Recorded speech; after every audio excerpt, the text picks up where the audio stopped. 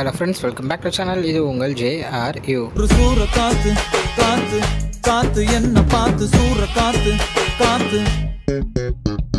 So இன்றைக்கி நம்ம சேனலில் நம்ம ஹரிஷ் கல்யாண் மற்றும் தினேஷ், அதாவது அட்டகத்தி தினேஷ், இனிமேல் அவர் பேர் கெத்து தினேஷ் அப்படின்னு தான் சொல்லணும். இவங்க ரெண்டு பேரும் சேர்ந்து நடித்த படமான லப்பர் பந்து, அதை பற்றி தான் பார்க்க போகிறோம். ஆமாங்க, ஒரு சின்ன ரிவ்யூ வீடியோ தான். நம்ம தமிழரசன் பச்சைமுத்து அவர்கள் அப்படின்ற ஒரு டெபியூட் டேரக்டரால் எடுக்கப்பட்ட இந்த படம் தான் இந்த லப்பர் பந்து. ஸோ படத்துடைய கதையை நம்ம லைட்டாக பார்த்தோம் அப்படின்னா, ஒரு கிரிக்கெட்டை மையமாக கொண்ட ஒரு படமாக இந்த படம் வந்து இருக்குது. அதுவும் ஒரு கிராமத்தில் நடக்கிற ஒரு கதையாகவும் இருக்குது.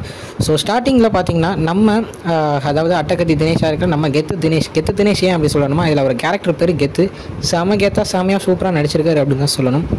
ஸோ அவருடைய இன்ட்ரோவில் இருக்கும்போது பார்த்திங்கன்னா நம்ம ஹரிஷ் கல்யாண் வந்து ஒரு சின்ன பையன் மாதிரி காமிச்சிருப்பாங்க. ஸோ அப்பயே ஹரிஷ் கல்யாணுக்கு வந்து நம்ம தினேஷ் அவர்களுடைய வீக் பாயிண்ட், அதாவது அவர் கிரிக்கெட்டில் இந்த சைடு மட்டும்தான் ஆடுவார், இந்த சைடு ஆட மாட்டார், இப்படி போட்டு அவுட் ஆயிடுவார் அப்படின்றது தெரியும்.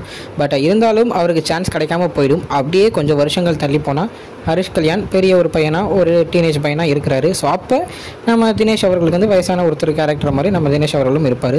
ஸோ அவருக்கு தனி ஃபேமிலி இருக்குது. ஸோ அந்த ஃபேமிலியில் அவருடைய ஒய்ஃபு, தென் அவருடைய பொண்ணு, இவங்க 3 பேர் மிச்ச ஒரு குடும்பம். இந்த சைடு பார்த்திங்கன்னா நம்ம ஹரிஷ் கல்யாண், அவங்க அம்மா, இந்த மாதிரி ஒரு குடும்பம் இருக்குது.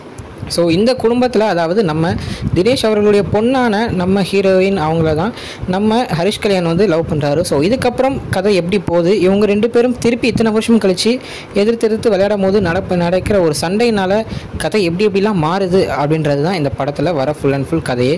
இந்த ஹீரோயின் வந்து பார்த்திங்கன்னா இதுக்கு முன்னாடி வதந்தி அப்படின்ற ஒரு சீரீஸில் வெலோனி அப்படின்ற ஒரு கேரக்டர் பண்ணியிருந்தாங்க. சரியான கேரக்டர், சூப்பர் கேரக்டர், செம்மையாக நடிச்சிருந்தாங்க அப்படின்னே சொல்லணும். ஸோ அதுக்கப்புறம் இந்த மாதிரி ஒரு கிராமத்து கதையிலையும் செம்மையாக சூப்பராக பண்ணியிருக்காங்க. அவங்க கேரக்டரை செம்மையாக நடித்து கொடுத்துருக்காங்க.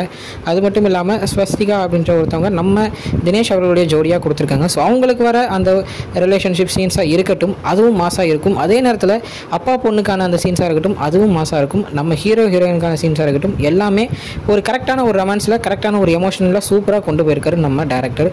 ஸோ படத்துடைய மைய கருத்து அப்படின்னு பார்த்தீங்கன்னா, படம் போக தான் அந்த கருத்துக்குள்ளே போவாங்க. பட் இருந்தாலும் அதை ஃபுல் அண்ட் ஃபுல் சொல்லாமல் படத்தில் இருக்கிற கேரக்டர்ஸை வச்சே படத்தை மூவ் பண்ணி, அதாவது இவங்க வர சீன் எல்லாமே மாசாக இருக்கிற மாதிரி இருக்கட்டும், நம்ம பாலசரவணன் வர சீன்லாம் காமெடியாக இருக்கிற மாதிரி இருக்கட்டும், எல்லாமே சூப்பராக ஒர்க் அவுட் ஆகி செம்மையாக போயிட்டே இருக்கும் அப்படின்னு தான் சொல்லணும். லேக் அப்படின்ற ஒன்று இருக்கவே இருக்காது.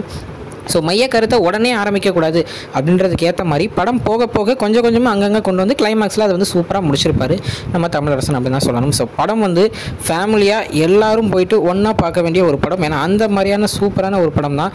ஒரு நல்ல ஒரு கலகலப்பாகவும் இருக்கும், எமோஷ்னலாகவும் இருக்கும், மாசாகவும் இருக்கும், ஒரு சீனும் கூஸ் பம்ஸாகவும் இருக்கும். இவங்க 2 பேருடைய ஃபேஸ் ஆஃப் சீன்ஸ் அந்த மாதிரி செம்மையாக சூப்பராக கொடுத்துருப்பாங்க.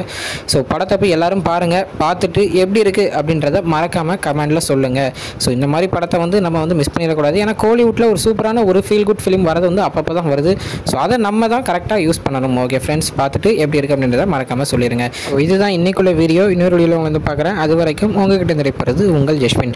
Bye friends. நெக்ஸ்ட் வீடியோ மறக்காமல் நம்ம சேனலை சப்ஸ்கிரைப் பண்ணிடுங்க. பாய்.